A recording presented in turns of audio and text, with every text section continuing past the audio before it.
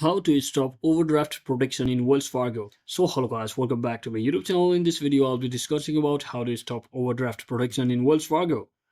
So first thing first, just head over to any of your browser and simply log in or sign into your Wells Fargo account online.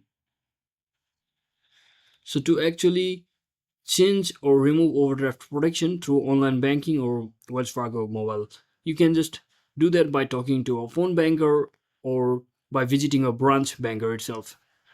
As overdraft protection covers most transaction types, including, for example, like ATM or debit card transaction, checks, bill pay, as well as recurring electronic payments. So you can just to enroll, change, or remove overdraft protection, you can just sign into your online banking account and just call a phone banker at the mentioned number over here to Wells, just like this, and or you can also do talk with a branch banker by simply tapping on this link that is make an appointment over here after heading over to Wells Fargo, make an appointment in your browser and simply enter all of the mentioned details over here to make sure you have a successful appointment with the branch banker.